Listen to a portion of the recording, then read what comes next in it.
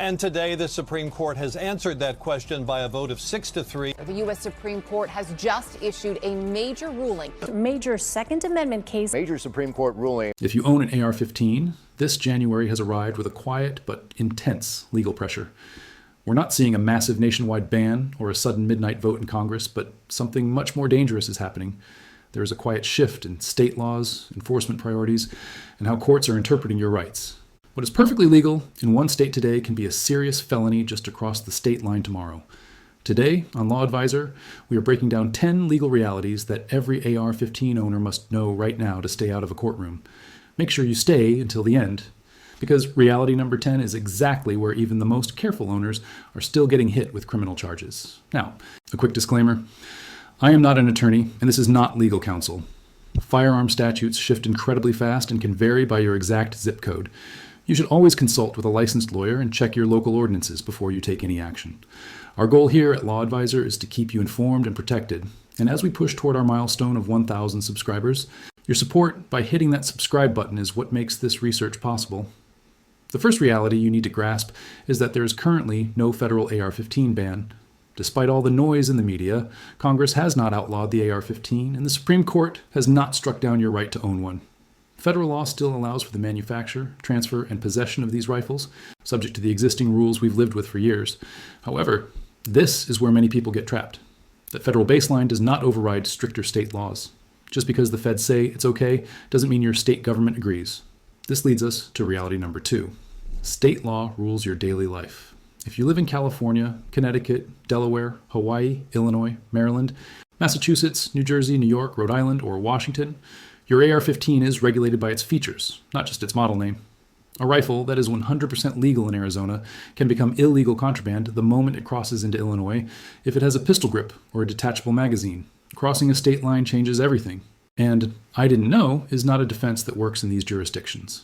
Reality number 3 focuses on the difference between ownership and lawful possession. Some states might let you technically own an AR-15, but they ban you from possessing it loaded in a vehicle. Others might require that the rifle be stored in a separate locked container from your ammunition, or they might prohibit you from carrying it on public land altogether. The rifle itself hasn't changed, but the context of how you're holding it, or where you're standing, decides whether or not you're committing a crime. Reality number 4 is something most owners ignore: the January enforcement surge. Every year, as the calendar flips, law enforcement agencies release new guidance, officers receive updated training, and prosecutors finalize their new charging standards. Technical violations that might have been ignored in December can suddenly become priority felonies in January. This is the time of year when policy memos reset how the law is applied on the street. Reality number 5 is all about the features that trigger felonies. Things like an adjustable stock, a flash hider, a forward pistol grip, or a magazine that holds more than 10 rounds. Each of these features can independently violate a state's assault weapon ban. You could have 2 rifles that look identical to the untrained eye, but one is legal and the other carries a 10-year prison exposure. You need to know exactly what is attached to your lower receiver. Reality number 6 involves the closing of registration windows. States like California, Connecticut, and Illinois often require registration or grandfathering paperwork for certain configurations. If you miss a deadline or file your paperwork just one day late, that same rifle officially becomes an unregistered assault weapon in the eyes of the law.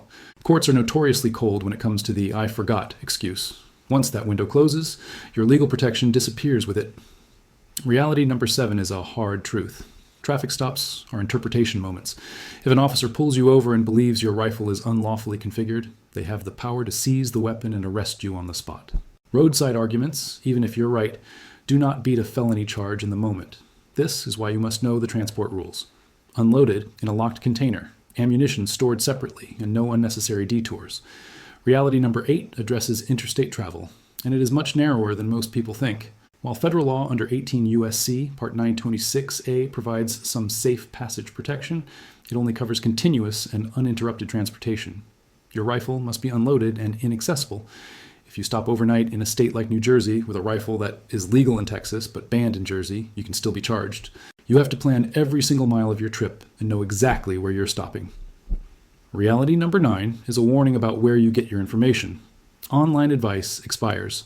Forum posts from 5 years ago, YouTube comments, and meme charts are not legal authority. Statutes change, and state police guidance is updated constantly. You must verify every claim against the current state law. My advice? Print out the actual statute and keep it in your range bag. If a source can't cite a specific statute number, ignore it. Finally, reality number 10 is the most important. Misunderstanding the law is the crime itself. Most AR-15 prosecutions are not for violent acts. They are for configuration errors, transport mistakes, or registration failures. In many states, the penalty for an accidental configuration error is the exact same as it is for intentional trafficking. Ignorance is not a defense, and the good guy excuse doesn't hold up when you're standing in front of a judge for a technical violation. The reason this remains so confusing is because gun law is layered. You have the federal baseline, then the state statute, then the local city ordinances, and on top of all that, you have evolving court decisions. January is when all of these layers converge with new agency guidance and updated forms. Challenges to assault weapon bans are currently active in the 4th, 9th, and 7th circuits, and a future ruling could expand or shrink what is legal overnight. You have to track the docket in your specific circuit. Local rules can also have a massive impact. City discharge ordinances, park bans, and zoning rules can restrict your AR-15 use even when state ownership is perfectly legal. You might have a legal rifle, but still get cited for firing inside city limits or carrying it into a county park that has its own specific restrictions. Furthermore, storage laws in states like Massachusetts and New York impose very specific locking requirements. Improper storage can be a misdemeanor on the first offense, but a felony on the second. And if a minor gains access to an unsecured rifle, you are looking at massive civil liability. We also have to talk about prosecutorial discretion. Some district attorneys make it their mission to charge every single technical violation they find. Others might defer or offer warnings. But January policy memos often reset those priorities, so you can never assume they'll just give me a warning. You need to know the posture of the county you're in.